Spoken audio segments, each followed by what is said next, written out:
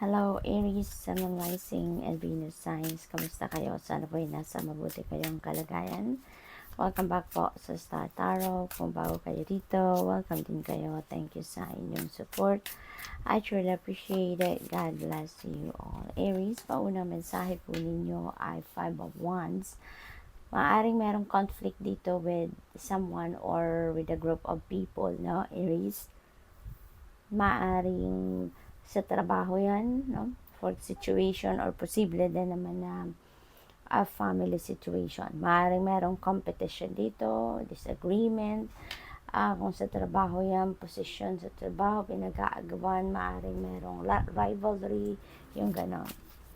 What else? We have 7 of Wands. Ayan. So, stand your ground kasi maaari talaga na meron ditong hindi kayo naiintindihan or hindi kayo nagugustuhan, no? Yung mga pangyayari sa ngayon, maaaring hindi kayo nagugustuhan ng mga taong ito. Kaya maaaring may confrontation dito na mangyayari or maybe kailangan ninyong depensahan talaga ang inyong sarili, ang inyong posisyon, ano?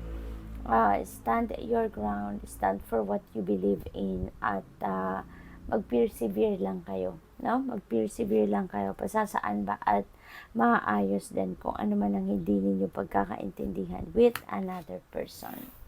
The sun energy, napakaganda kasi there is a big shift coming your way kasi the sun is going to bring forth positive changes, no, sa buhay ninyo. Kaya maaaring yung mga energies na to that will fade away, magiging maayos agad yan.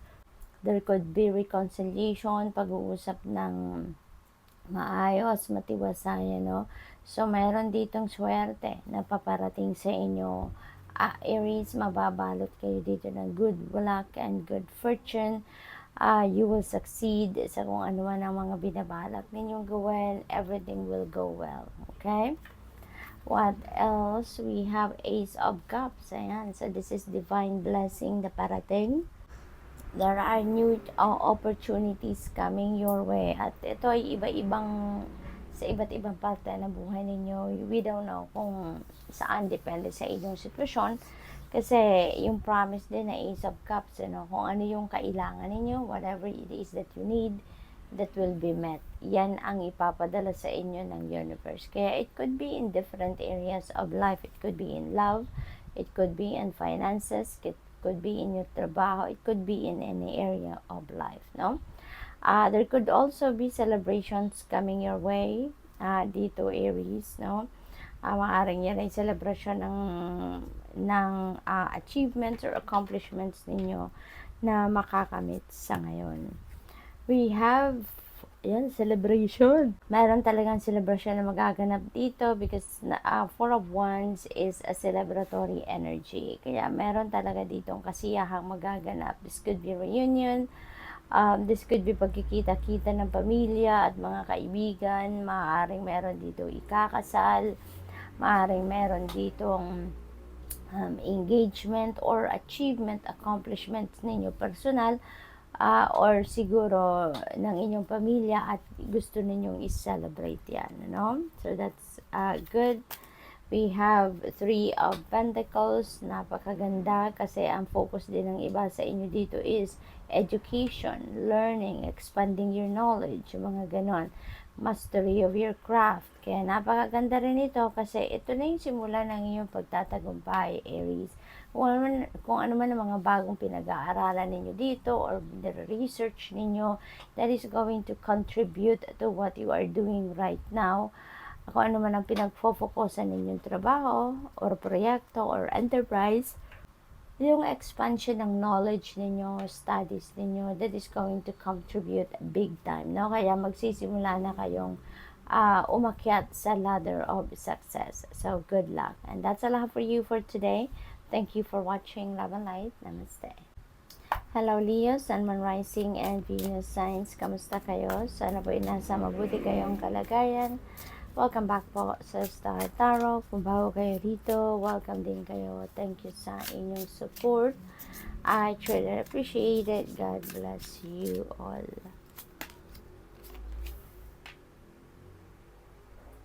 Pauna mensahe po ninyo ay the world energy. Ayan, this is really beautiful kasi this is travel, this is ending and beginning, you know, kaya merong mga pagtatagumpay dito na mangyayari sa mga ginagawa ninyo, Leo, and that is a time for completion, time for celebration na din of your successes, no?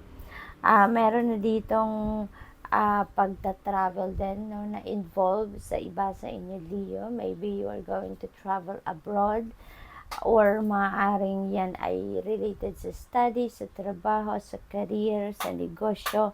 It could be in any area of life, but definitely there is an imminent travel dito for some of you.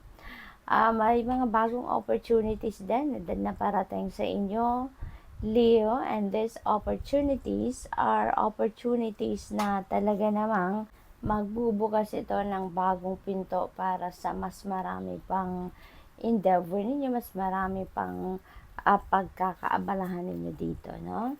We have King of Cups, and so ang iba sa inyo dito siguro is going to embody the energy of King of Cups, which is someone na very compassionate and good listener, very caring, very friendly, emotionally matured, very wise, yung mga ganon, ano. So, kasi siguro dito, ang karamihan sa inyo, maybe you are a go-to person of mga tao sa paligid ninyo kung nangangailangan ng sage advice, nangangailangan ng opinion, kailangan ng enlightenment, no, na manggagaling sa iba.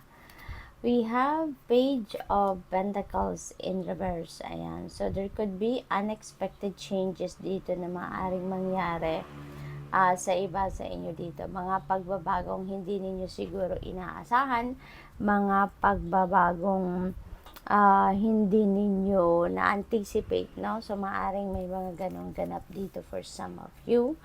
We have Six of Swords, and this Six of Swords is a moving on energy, no? Yeah, there is a desire for some of you, Leo, to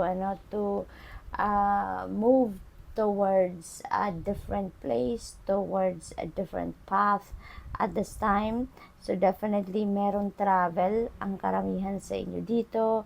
Maybe you are seeking for new environment, no, seeking for a place wherein doon ninyo mararamdaman yung peace, yung harmony, yung stability, no?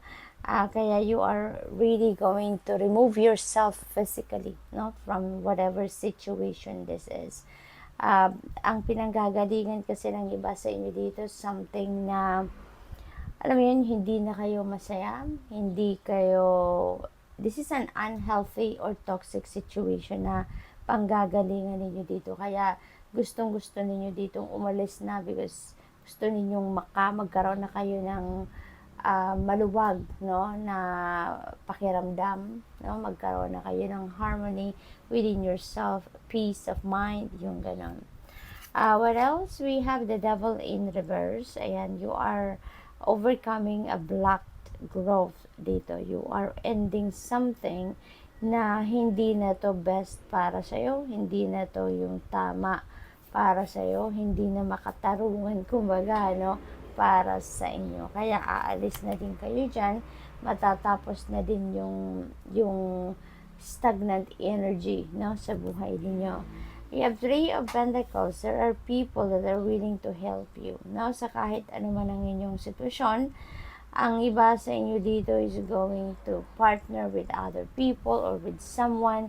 Ang iba sa inyo dito is going to collaborate with someone, ano? At kung sa trabaho man yan, enterprise man yan, pag-aaral man yan, whatever the case may be, this is you beginning, no, to climb the ladder of success. Kasi iba talaga kapag meron tayong katulong, iba talaga kapag merong sumusuporta sa atin, 'di ba? Mas mabilis, mas maayos, mas effective. So good luck, and that's all I have for you for today. Thank you for watching. Love and light. Namaste. Hello, Sagittarius, Sun, Moon, Rising, and Venus signs. Kamusta kayo? Sana po nasa mabuti kayong kalagayan. Welcome back po sa Star Tarot. Kung bago kayo rito, welcome din kayo. Thank you sa inyong support. I truly appreciate it. God bless you all. Pauna mensahe ni Sagittarius ay Queen of Cups. Ayan. So, dito naman, sa Queen of Cups, in reverse, maaring ang iba sa inyo dito is clingy, no? Maaring there is an immaturity na pinapakita ninyo sa iba, maaring ganun, or on how you approach your circumstances. So maaring ganun ang ganun dyan for some of you. We have Empress, and so this is an abundant and prosperous energy. Maaring meron dito mga offers na parating related sa iyong finances, no? Kaya maaring trabaho siguro yan, negosyo, or career opportunity that is going to bring forth material wealth sa inyo, additional financial gain, maaring ganun ang ganap dito for some of you. Posible din na ngayon magkakaroon na din kayo ng oras, panahon para alagaan din ninyo ang inyong sarili, because this is also a nurturing energy. So maybe kayo ay marirealize ninyo na, teka lang, it's about time naman na mag-self-care at mag-self-love din naman ako, diba? Kasi maaaring lagi na lang kayo yung nag-aalaga ng ibang tao, nag-aalaga ng mga mahal ninyo sa buhay, but yourself. So what else? We have the moon energy. May mga kayo dito, no? May mga intuitive messages, divine guidance na paparating, and that is through your intuition or through your dreams.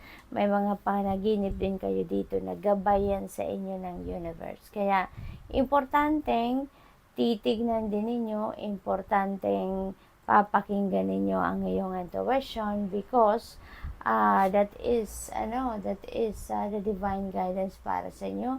Matulungan kayo on how you're going to navigate your current circumstances. Okay?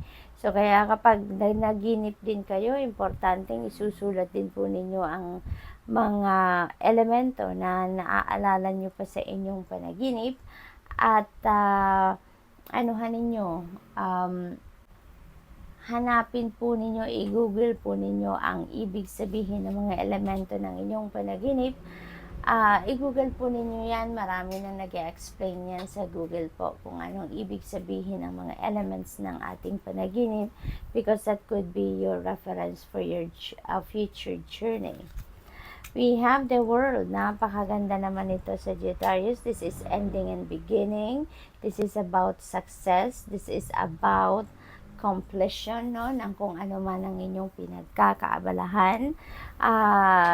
So napakagandang sitwasyon nito para sa inyo, kasi meron kayo ditong achievements, meron kayong mga accomplishments, and at the same time pag habang nagse-celebrate siguro kayo ng mga tagumpay na yan, meron ng mga opportunities na dadating, meron ng mga opportunities na papasok dito, no? At yan ay magiging panibago ninyong pagkakaabalahan, Maaring yung mga opportunity na yan is related to new enterprise, new endeavor, bagong pag-aaral, pagta-travel, mga ganon. So what else? We have 8 of Swords in reverse. This is really beautiful din, kasi magkakaroon ka na ng solusyon, no, sa mga problema ninyo or sa mga bagay na nag-hold back sa inyo para kayo ay mag-move forward.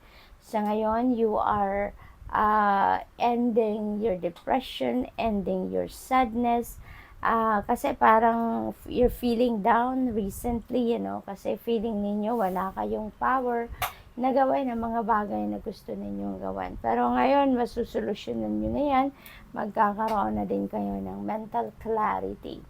What else? We have Death energy. This is a massive transformation, This is also ending and beginning, kaya most likely maraming galawan, maraming movement, maraming pagbabago, no, ang magaganap dito sa buhay ninyo, Sagittarius, okay? So there is going to be ending and beginning in some areas of life ninyo, Sagittarius. This could be in any area of life, depende sa inyong sitwasyon. Kayo lang ang tanging nakakaalam, no, kung anong klaseng pagbabago ang meron kayo. So good luck. That's all I have for you for today. Thank you for watching. Love and light. Namaste.